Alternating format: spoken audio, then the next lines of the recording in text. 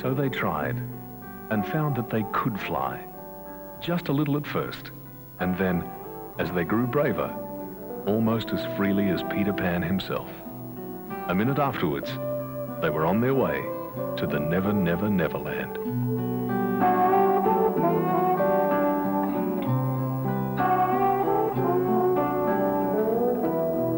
It has taken aviation 80 years to get this far.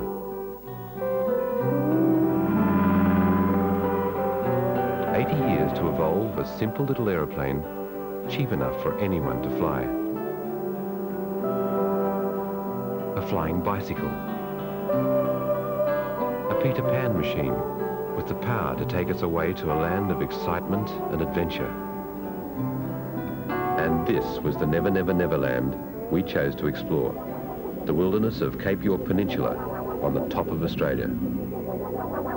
A land of dragons and vipers, living dinosaurs, giant devil rays, and man-eating monsters.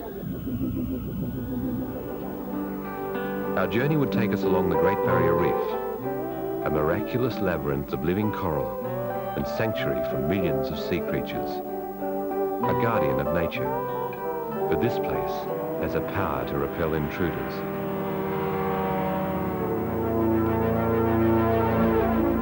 Even the great English navigator, Captain James Cook, came to grief on this coral. The Cape is a last frontier, a land of pearl divers and prospectors, and cowboys chasing wild cattle, just like they did in the rip-roaring days. It was our dream to visit that wilderness, to experience its power, to follow in the wake of Captain Cook, and to be the first to fly our tiny skybikes to the place where the world's biggest island begins. With our one motor gun, we can still carry on, coming in on a wing and a prayer.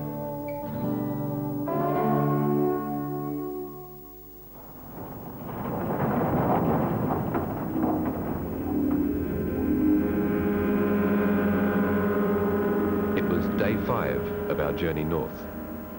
Like the last survivors of the Dawn Patrol, they limped out of Cairns under a heavy cloud. The whole expedition was under a cloud.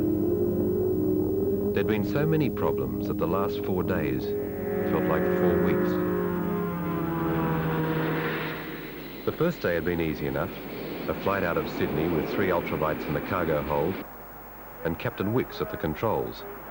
When I take the controls of a 747, I become the nerve centre of a beautifully designed, magnificently built machine. I'm also a cog in a highly sophisticated transport system. It's like travelling along a railway in the sky at times. But microlight flying is just so different. I can go wherever I want, whenever I want, and it's perhaps the ultimate aviation escape. After 30 years as a commercial pilot, at last he was as free as a bird. But if Aidan Wicks had had any idea of what lay ahead, he might never have left the pilot's seat of a Boeing 747 for the flimsy cockpit of his ultralight. How was it? Well, initially terrifying, then interesting, then terrifying. I think the predominant word is terrifying. What am I doing here in this? The assembly at Townsville went well. Arnold Cohen had been flying hang gliders since he was 13. Now at the age of 24, he was making the step up into powered flight in a machine that itself had evolved from the hang glider. But it's not a machine for the faint-hearted. The plane is little more than a lightweight aluminium skeleton with Dacron sailcloth stretched over the wings. With a small motorbike engine, it's capable of 60 knots.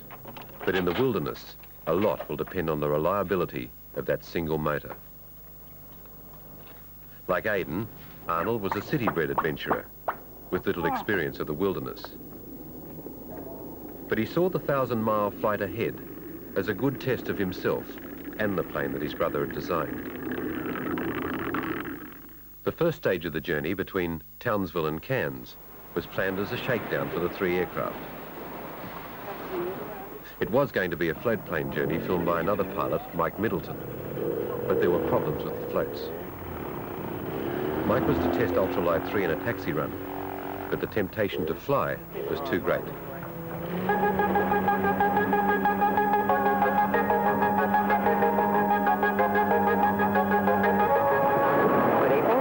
With the North Queensland News. The pilot of an ultralight aircraft escaped serious injury this morning when his tiny plane crashed and sank in a matter of seconds off Pallarenda Beach near Townsville. And I tried to put it down gently, I just couldn't get it down as gently as I'd wanted to. So I hit probably a little bit harder than normal, and the aircraft just cartwheeled end over end. How close to shore was it, Mike? Well, before I knew where I was under the water, and the aircraft was going. I could feel my ears going. And I just, the button got out of my harness. And I got to the surface, I pulled my life raft. The aircraft just sank straight away. As soon as I touched down, both bottoms of the floats just tore right off. Can't let me get in there. I'm worried about sharks and the petrol stinging me with it. Ultralight 3 was brought to the surface, but the morale of the pilots was still on the bottom. Mike shouldn't have been airborne. He was told not to be airborne. He flew in a controlled airspace without permission. Both Arnold and I said, no, don't go off the beach. He has halfway to Magnetic Island. How do you think I feel? Whereabouts? For Mike Middleton, Ultralight 3 and the floats, the journey was over before it began. From here on, it was 2 aircraft on wheels, hopping from beach to beach. Apart from the weather, the only thing that was better about the next day was that the accident wasn't quite as bad. I went from my takeoff and I got into soft sand, had trouble steering it, and veered off into the water and tipped over on its nose, broke the prop and filled the engine up with water. The engine was flushed out and it started again. But what long-term damage had been done? Aviation accidents always happen in threes. God, you think the rough setting to land in? And day 4 was Aidan's turn. Are you waiting till you come over and see what happened to me, Arnold? I'm on my way. He put down in the rough at a country golf course, breaking the crossbeam. It always happens in threes, it really does. And the rest of that day was spent at Cairns, rebuilding the aircraft in Air Queensland's hangar. The last help they'd get between here and the top. That's it. So this is what flying by the seat of the pants is all about.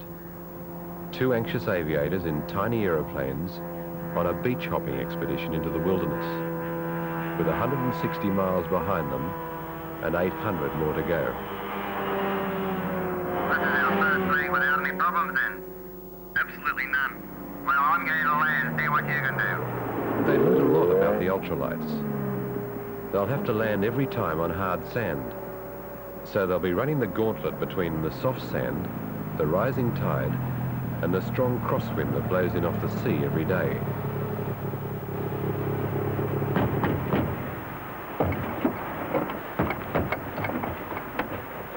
Minor disasters only today. I think the major disasters and the general disasters are gone and we're back into the corporals and privates today. But I really do feel like we're bouncing. It's going good. Everything's going well. From here on, Clear, Pop. they'll refuel at prearranged fuel dumps. A 20-litre tank full will give them a range of 70 miles.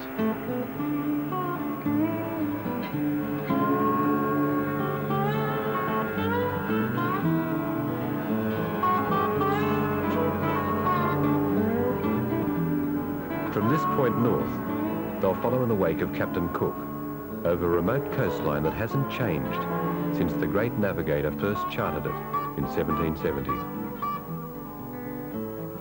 Say goodbye to the roads, Aidan. That looks like the last of them. Beaches from now on, and they look pretty good too this morning. We're on our own now, Aidan. What did your mum say? After all, Arnold, it is an adventure. You're not wrong. I think there's some skinny dippers down there. You must have good eyes. I can't see any. Oh, you missed the skinny dippers down at Cairns too. Oh, well, maybe I'm just not looking for them. Maybe I got better eyes, Arnold. That looks like Cape Tribulation ahead, named by Captain Cook. But I can't see why he called it Tribulation. It looks beautiful. It was here that all our troubles began, wrote Captain Cook as he looked back on Cape Tribulation. It was a calm moonlit night when the Endeavour, under reef topsails, was sounding its way north. Meeting deep water again, we concluded that we had gone over the tails of the shoals, and the gentlemen left the deck and went to bed.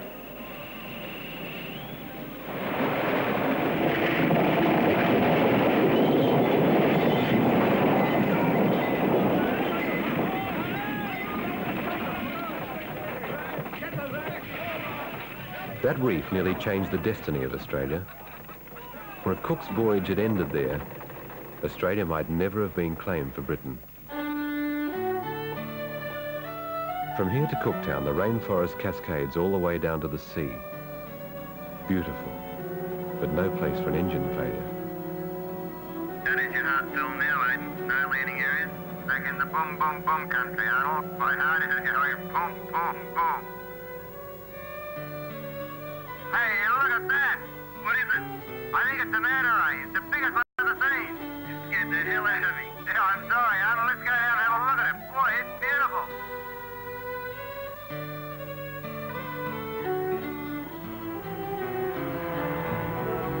And this is the Queen of the North, Cooktown. Once a rip-roaring boom town created by the lure of gold. A century ago, Cooktown had a population of 30,000. A main street 2 miles long and 94 pubs. Oh, the wind is fair and free, the boys, the wind is fair and free. The steamer's course is lovely, boys, the Palmer we will see. And the Palmer we will see, boys, and Cooktown Body Shore. Where I've been told there's lots of gold, so stay down south no more. The Palmer River Gold Rush brought 18,000 Chinese to these shores, much to the delight of the local cannibals, who found Oriental fish more palatable than European. The whites kill the blacks for sport, while the blacks kill the Chinese for food. Today, there's not one Chinese to be found in Cooktown. The population has dwindled to 600 and just 2 pubs.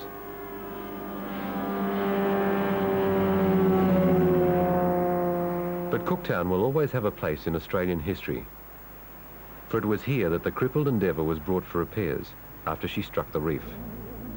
If the power of the Cape could do that to the great Captain Cook, then what did fate have in store for our pilots? As Aiden touched down alone at Cooktown Airport, an ominous shadow passed over.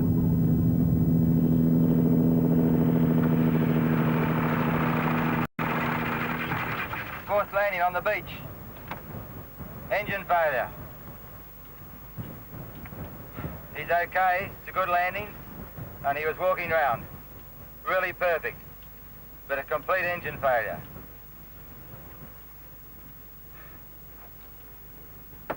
When is it ever going to stop?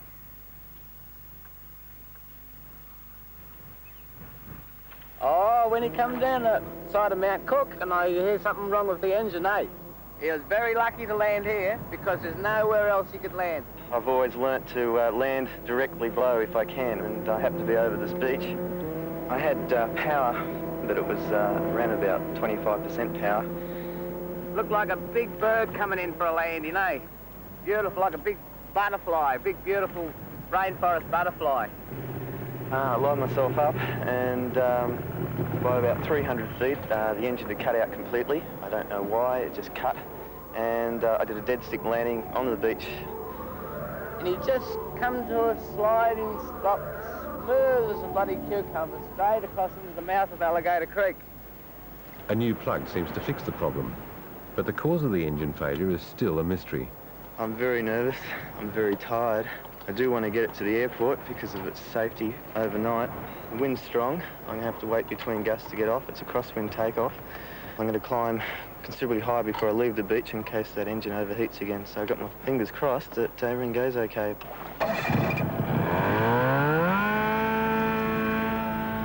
The moment the tail left the ground, the aircraft slewed around into the wind, and there was nothing he could do about it. If you don't ask me what I think... We're supposed to be in it together. Right, and I'm supposed to be in charge of aviation. you were there all the time to add any comment that you felt necessary, that you felt petrol was more important than getting this aircraft back to safety. I went and got chose to get petrol because we've got to get out of here in the morning to get to Cape Flattery. Which was more important, getting off to Cape Flattery or getting this aircraft back to safety, back to an airport? Okay. Did you nearly crash it or not? Yes. Right. No, I'm finished. All I'm saying is if I'm not included for discussions on aviation, then you take the responsibility for the whole bit. Well, you're with us all the time. We've had 2 crashes so far, and nearly a third. You were so close to crashing it that it's not funny, and that's not safety. That's your opinion, Aidan? Well, the movie will show how close you were to crashing it.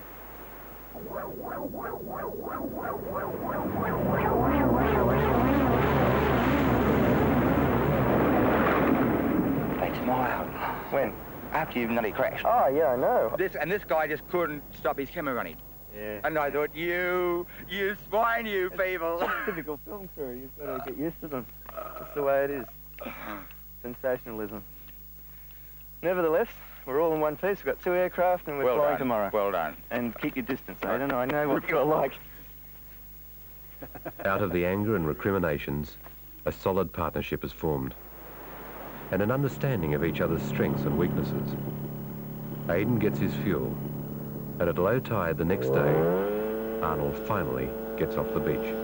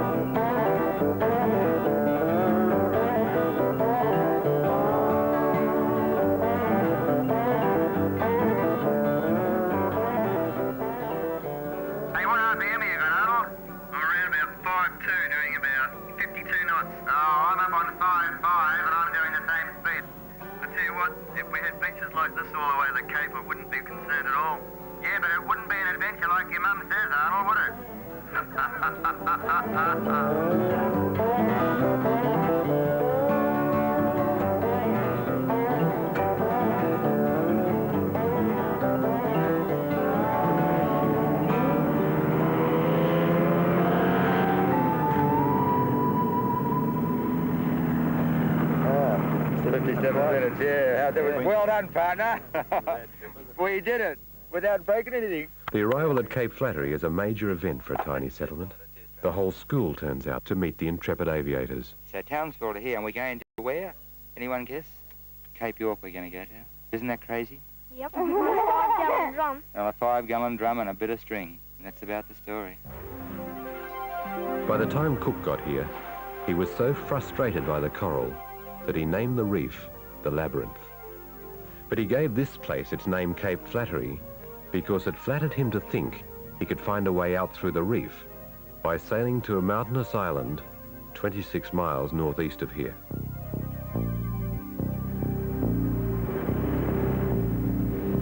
It's just a matter of getting airborne. It's choppy water. I'm taking off out to sea, and if the floats open up, I'm going to go.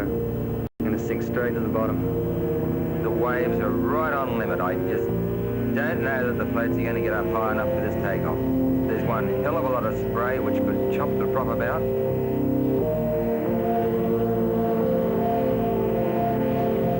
Oh boy, if he takes a few more of those, I don't know. Wow. Get it airborne, Arnold. Hang up, hang up.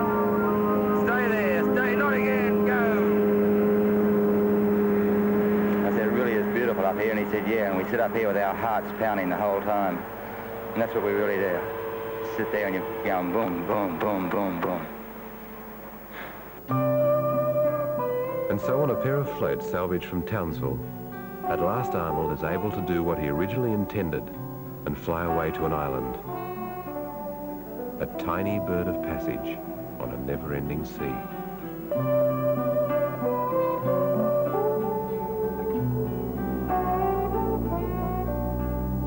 But there is no respite. Halfway across, his engine again begins fluctuating in power. I was constantly going down when the engine RPM was dropping off, and then I'd power on, it'd be too much power, and I'd start climbing up. As I'd increase power, the temperature of the engine started to heat up. My temperature gauge went off the scale, and the wind was still quite strong, and I was starting to do quick calculations in my head. Was I going to make it before dark?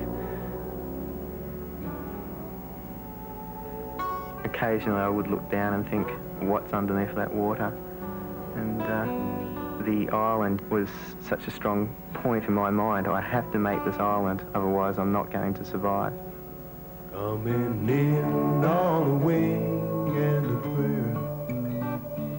Coming in on a wing and a prayer. With our one motor gone, we can still carry on. Coming in on a wing and a prayer. At the island, they're all out with the flares to give him a hero's welcome.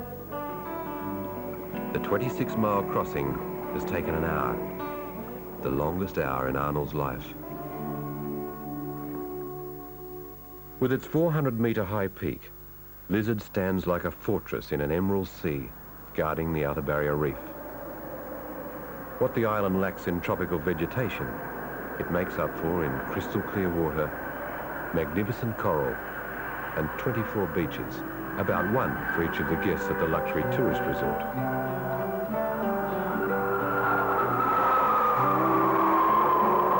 Aidan takes the easy way to Lizard, to find Arnold treating himself to a hero's welcome at the Lizard Lodge.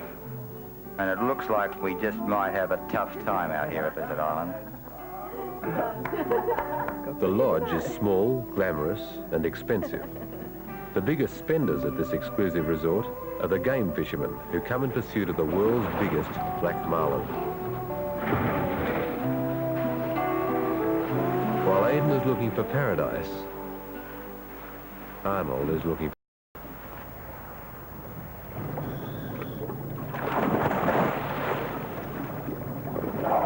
Aidan is diving on the outer barrier reef, 10 miles from Lizard, with the underwater adventurer, Ben Crop.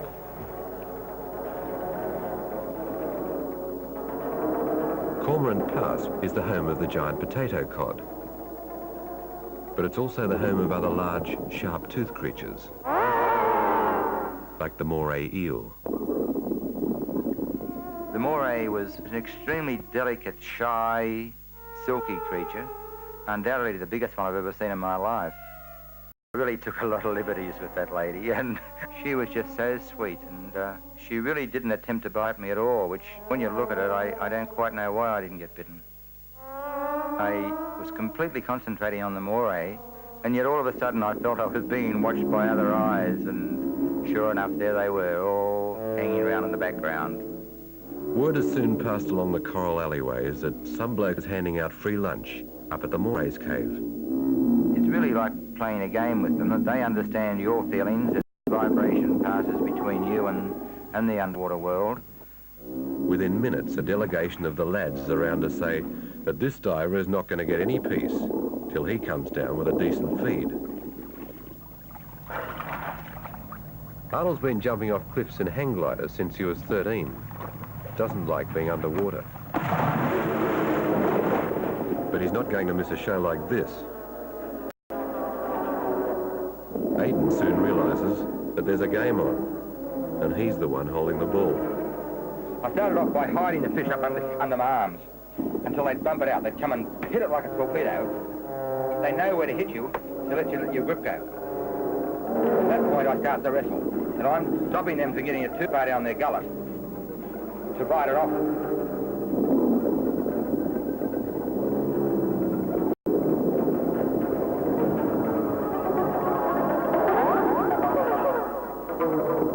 Cod 1, Aiden 0.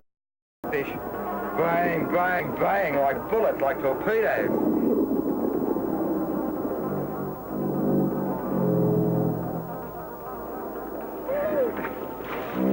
How about that? This is unbelievable. Look at this. On the back here. Down there. How did that happen? They hit you. They eat you. Bang!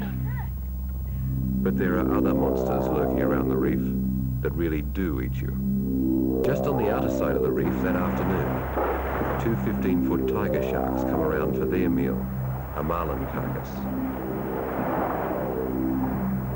Only maybe the lion and tiger actually eats people alive, and that's the thing about the shark that's horrifying.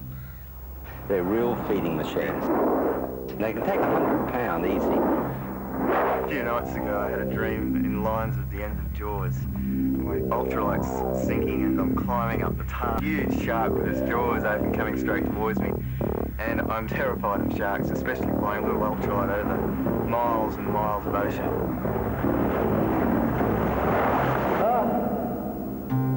But the dream is over. It's time to leave Lizard Island. It was a real turning point in the adventure. I had my last look at the island, started heading back to the mainland. And then I was so happy I just started singing. Bye bye love, bye bye happiness, hello loneliness. One thing was back in tune. Arnold's engine was running well after having a couple of grains of sand cleared from the carburetor.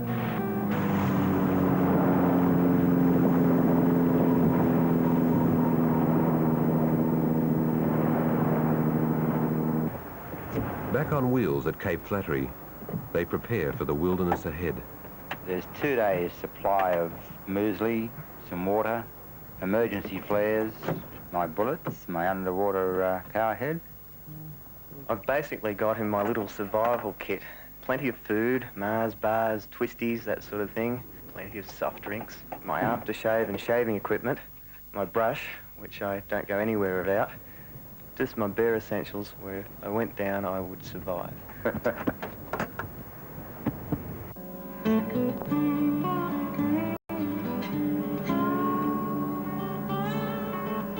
The coastline now becomes primitive, remote, and there's certainly no shops, no civilization anywhere between here and another 200 miles, so we have to prepare to support ourselves for at least 2 days.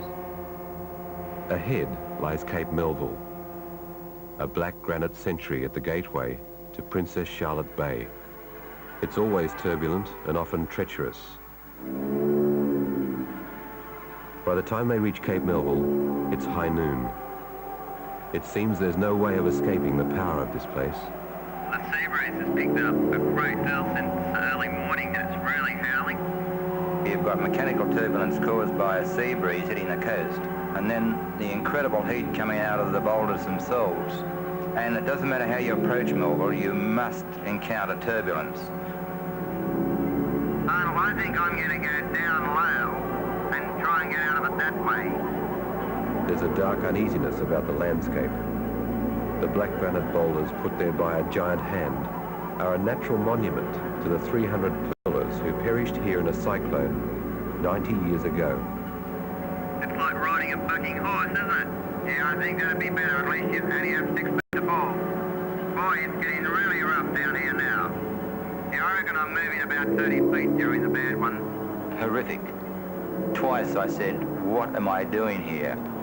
In 30 years, that was as bad as I've had.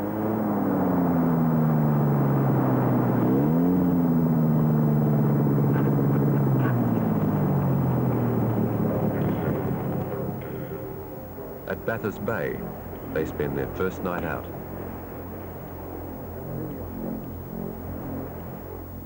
To sit down and meditate brings the whole of me into a peaceful existence with everything around me.